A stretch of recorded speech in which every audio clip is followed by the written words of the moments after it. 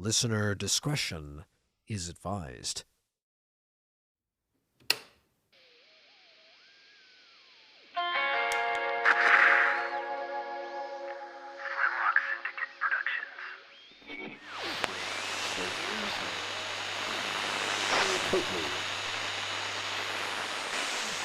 New Salem Radio, home of hit shows such as The True Story of the Salem Witch Trials, The Damn It Beth Kennedy Variety Hour, Bewitching Moving Pictures Review with Guy Madden, The Way Too Early to Be Called Late Show with Michael Reno, The Witching Hour with our very own Witchfinder General Archibald Huxley, and listener favorite, dramatized straight from the New Salem Police Department case file archive, The Macabre Adventures of Valerian and Hughes. Airing weekly.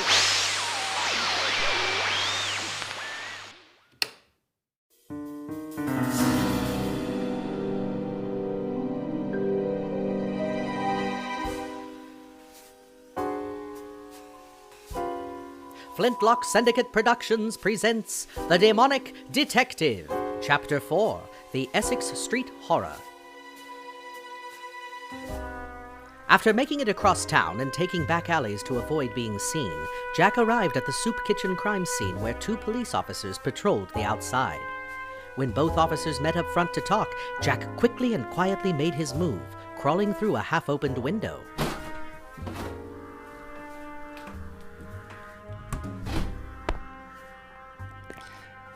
I was near the old butcher shop in the back of the soup kitchen. The smell wasn't normal, though. The more I moved around, the thicker the air got. Something was very off.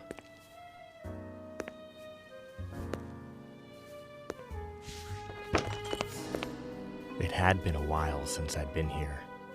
I remember the owners giving me and Lawson a tour of the place back in the day after they opened. The butcher shop in the back was for when the owners or others donated meat to the cause, a self-sufficient establishment. And I remember a workbench in this corner. And, if my memory serves me correctly, that's better. As I approached the butcher shop, the smell got worse. It was different. It usually smelled of a different kind of death. Just then I stopped in my tracks as my flashlight revealed a Gothic-like star on the wall painted in blood. It wasn't a pentagram. It was something new. Or at least, new to me. Haven't seen that in a long time. What? What is it? Listen, I don't like this any more than you do. So if you could continue to stay quiet so I can do my job, that would be great. Fuck off! Do you have anything helpful to add to any of this? Hey, what was that? Shit. Something? You didn't? Oh, you're just jumping with all the witch talkings going round. No. I think someone's in the building. Damn it! See? Just a cat. Now would you calm down?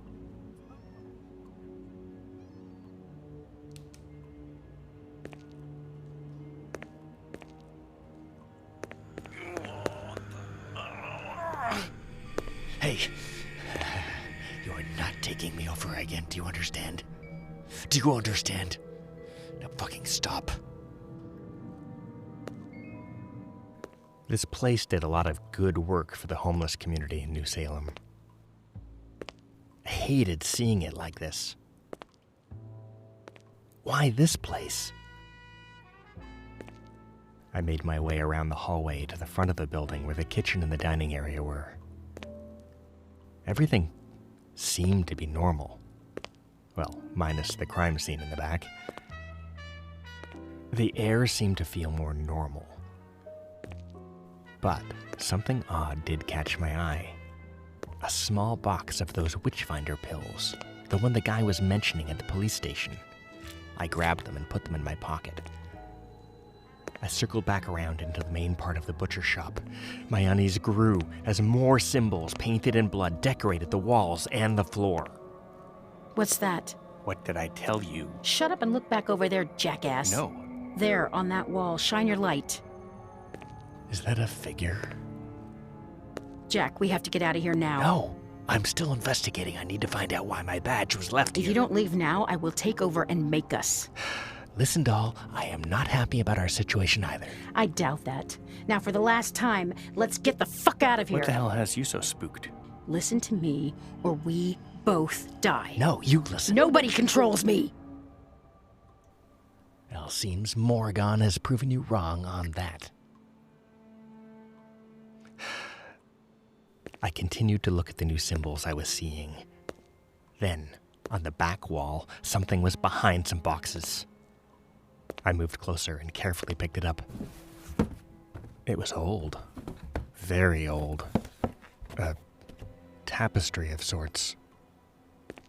A wicked-looking man with a jagged crown and warped staff stood before 3 macabre women behind him. I didn't want to admit it, but Wait a minute. I recognize that. I was getting out of my depth.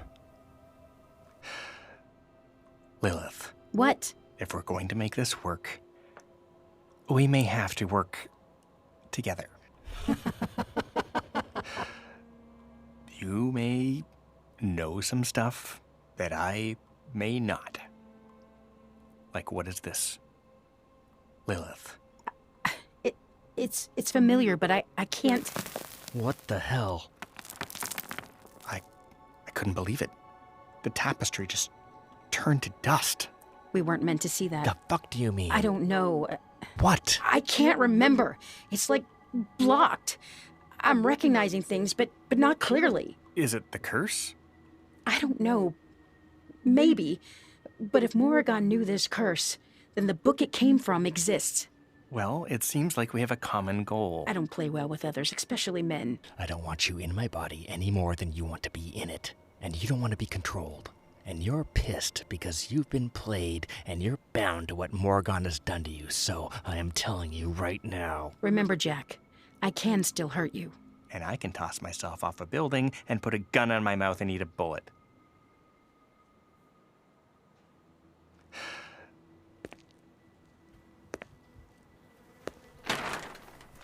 Jesus Christ. I remember many crime scenes. Some I'd like to forget. And a few still haunt me. But this wasn't a crime scene. It was a damn massacre. The putrid smell of old blood permeated each breath taken, to the point it became difficult. To my horror, a few body parts still lined the ground. As I moved around, I saw they made a pattern on the floor. This can't be the work of one man. Not a normal man. Oh, nice of you to join again. Fuck off. How ladylike. I am no lady. And I'm not your first husband. So how about we calm the fuck down? Jesus Christ. I don't think he did this. No man did this. What do you mean? You smell that? How could anyone miss that? Damn it, Jack, do you want my help or not? What about those symbols? Ancient. What's that one? Which one? The wall to your left. I turned and pointed my light where she said. And then I saw it. The symbol. I've seen this before. Where? That ship that came into the harbor the other night. What does it mean? Something I haven't seen or heard of in eons. It's a name. A name? Stop where you are right now. Wormwood. Shut up, you headphone. That doesn't sound good. I dove behind one of the workbenches and quickly killed my flashlight. I listened very carefully, trying to pinpoint any walking or motion outside. Then, at that moment, the clouds must have parted as the moonlight bathed the wall next to me. I moved to get a better look. It wasn't very clear, but it was big. I turned on my light quickly, making the giant claw marks visible. No fucking way. Werewolves were hunted into extinction. Jack, listen to me. You need to give me control. What? No. Damn it, Jack. Look at those claw marks on the wall. I am not giving you control. You won't give it back. Who stands a better chance at us surviving a werewolf? Damn it. The Lilith, how can I trust you? The beast attacked quickly, throwing me across the room like a rag doll. I could have sworn I heard it laugh. Jack, remember, if you die, I also die. Now, are you gonna let me help? The beast moved closer, the moonlight revealing its hulking form and jagged teeth, and what looked like torn pieces of what I assumed were a suit tangled off the beast's body. Jack, listen to me. I tried to move to a door, but the beast quickly blocked me off, cornering me, nowhere to go. I turned from it. Its warm, foul breath touched my face. I tried to hold my breath. And then I felt the beast's hand around my throat, slowly lifting me off my feet. Well, wait. What's that poking out of its pocket? For fuck's sake, Jack, you're gonna get us both killed. You have to trust me. I tried reaching for my gun, but the beast was out of weight.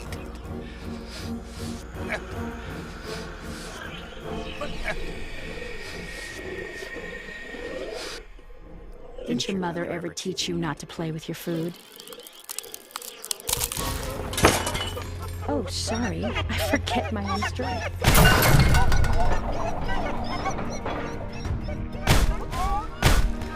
It was a strange experience.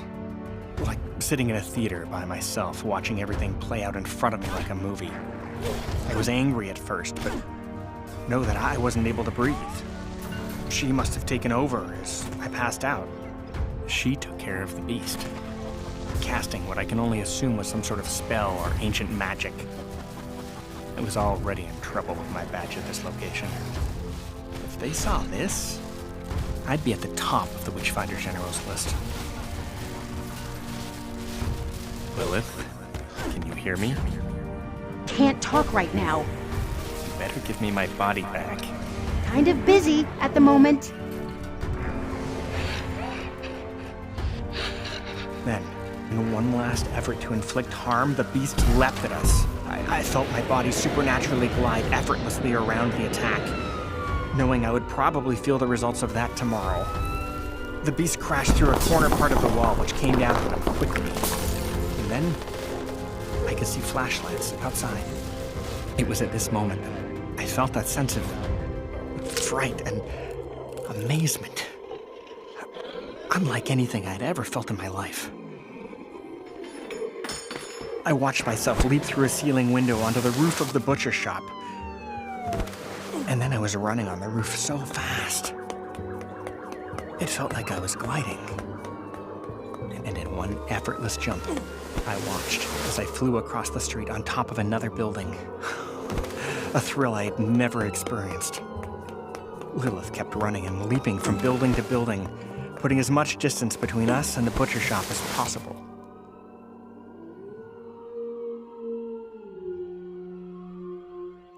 The demonic detective will return after this quick news update. A new report straight from the Witchfinder General's office and signed by Mayor Draco himself. The newly drafted Hex Accords have been signed into law, bringing back ancient tests that have been used to determine if someone is a practitioner of the dark arts. The controversial announcement has been met with criticism by many who claim that these ancient tests are way too old, are easily proved to not be credible, and have no place in today's society. The Accords also outlaw the use of any books that go against the true history of Old Salem, and any works that are contrary to Abrahamic laws and views. Stay tuned for more updates as they become.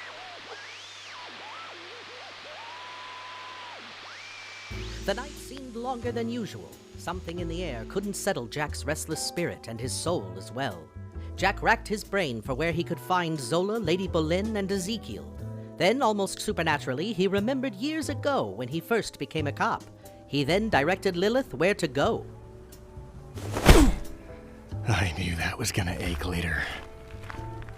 Are you sure this is the way? Yes, but this is where you give me my body back. Just tell me where to go. Damn it, Lilith. Do you want me to trust you?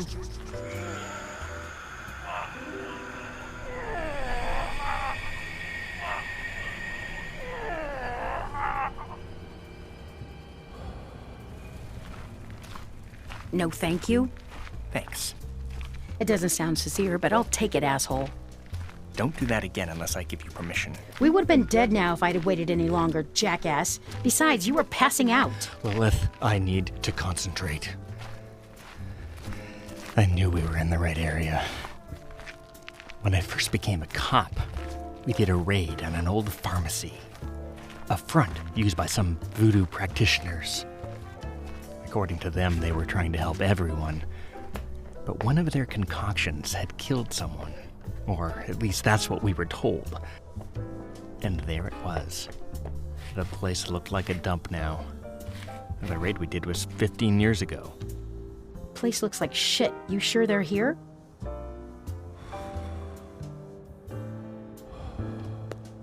We'll see. The front would be too obvious. But the dark alley beside the building, if there was a way in, it would be there.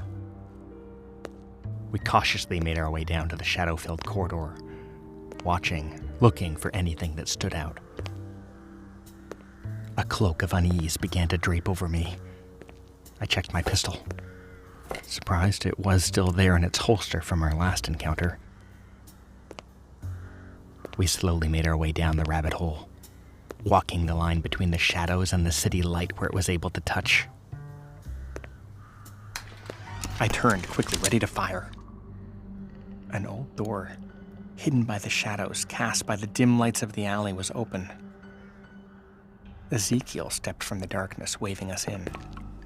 We followed him through the back warehouse part of the old pharmacy building, stepping around all the junk. Ezekiel kept leading us. The warehouse part was bigger than I remembered. We stopped at a wall. Nowhere to go.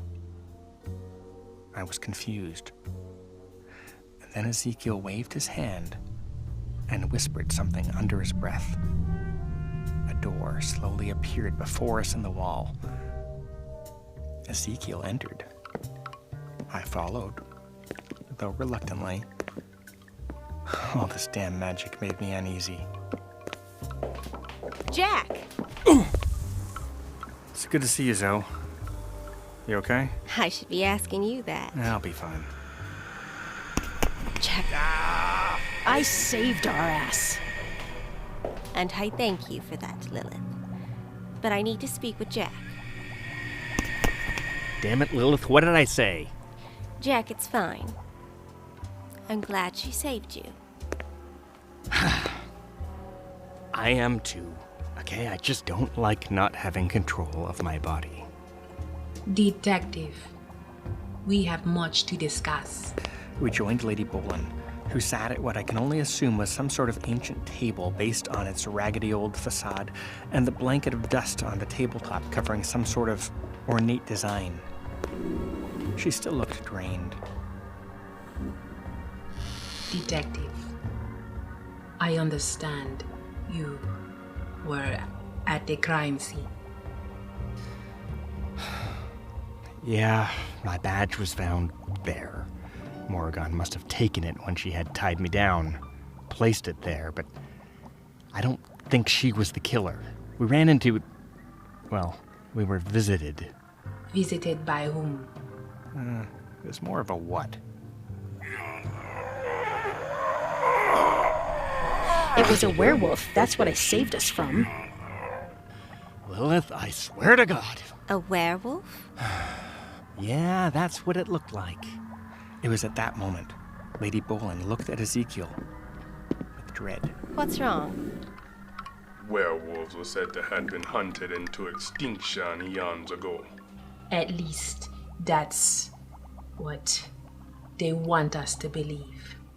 Obviously, some were kept alive. They were the protectors in ancient times. Who do you speak of? Whispers. Things overheard as a child about the witch's tree. Ancient witch gods thought to be myths. Ancient legends told around the campfire of my youth and eons before. What does the legend say? There are many iterations between cultures, but one thing is agreed on: the Hecate, known as The Witch's Tree, the great goddess, the great enchantress, and the great abomination, were condemned to the great darkness by a sorcerer known as Medrin Woot.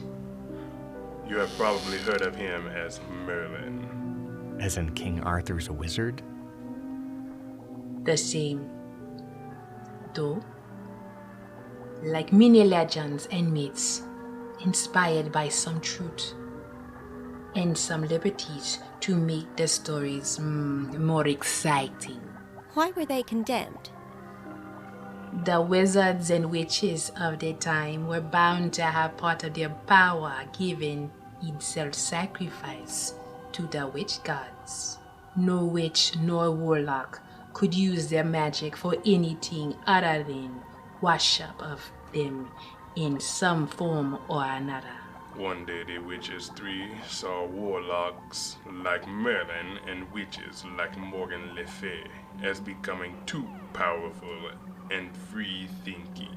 They decided to condemn them to great darkness for blasphemy against them.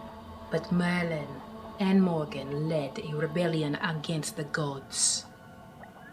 And in the inn, at a place known to the ancient Greeks as Akron, they were condemned to the great darkness. Okay, so what does this have to do with what's happening right now?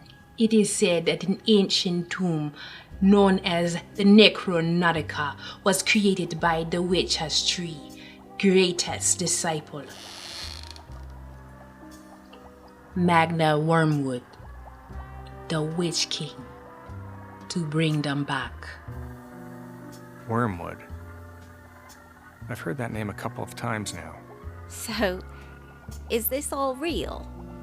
The myth, or legend, or whatever it is. I didn't believe so. But when I found I couldn't break your curse, Jack, I started to believe there may be more truth than fiction to the stories. Meaning? You being possessed by Lilith. If she kills you, she dies. Is one of the signs of the Witch's Tree return to the mortal coil. They need a powerful demon willing to sacrifice herself and the body she is in. Okay, then how do we defeat them, or whatever this spell is? No one knows, but the book must exist. And someone has it, and is trying to decipher its text, I am sure. So it's coded. All witch text is coded. So whoever Morrigan is working with, they're trying to find a cipher. That is the most logical assumption. Oh, What is it, Jack? I'm not sure yet. Zeke, do you still do chemistry? Well, Relax. I remember you got pulled in for questioning a few years back for selling some elixir you made yourself. Isn't that correct? Yeah. Why? Can you look at these pills and tell me what's in them? What's that? Found them at the crime scene. Heard a few advertisements about them. It may take some time, but yes. I need an answer. By tomorrow. Where are you going, detective? There's something I need to look at. I'm coming with you. Sorry, doll. I need you to stay here. Jack, No arguing. You're staying here. It's safer that way. Where are we going? The address. Here. Where did you get that? Grabbed it off the beast before he took over. It was hanging out of his pocket. You pickpocketing? I'm impressed. Yeah, it got me in trouble a lot as a kid, but I got decent at it. Figured there's got to be some connection there if a werewolf was carrying it in his pocket. Why didn't you say anything about it in there? Experience. What? Never reveal your next move before you make it. Aren't they on our side? In this game, doll, you don't always know who's on your team. Even after the game is over. We interrupt your regularly scheduled program to bring you this special news bulletin. Due to the overwhelming number of cases of reported witchcraft, smaller cases involving anyone between the ages of 5 to 17 will commence later this evening with questioning, and will quickly be followed by testing and judgment. More high-profile cases will take place at 1 p.m. tomorrow. Stay tuned for more information as it becomes available. Now, back to your regularly scheduled program.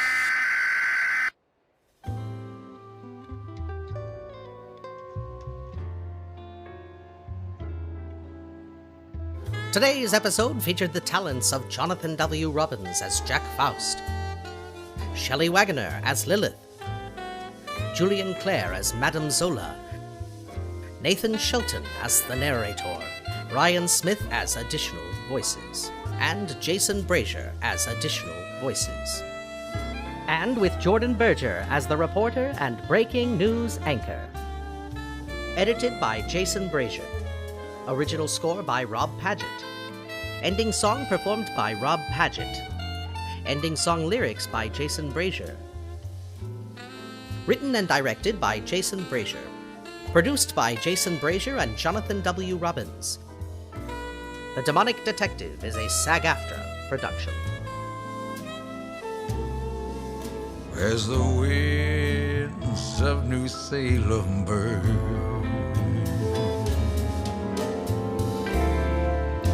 we watch as the world erupts in flame, warming ourselves with the fire, never knowing if it was sparked by our shame, or if it's fueled to hide our desires. Will cries echo from across time, yet we ignore stubborn and stern. Not following their faith is now a crime, as the winds of New Salem burn. When will it be our turn to be the winds as New Salem burn?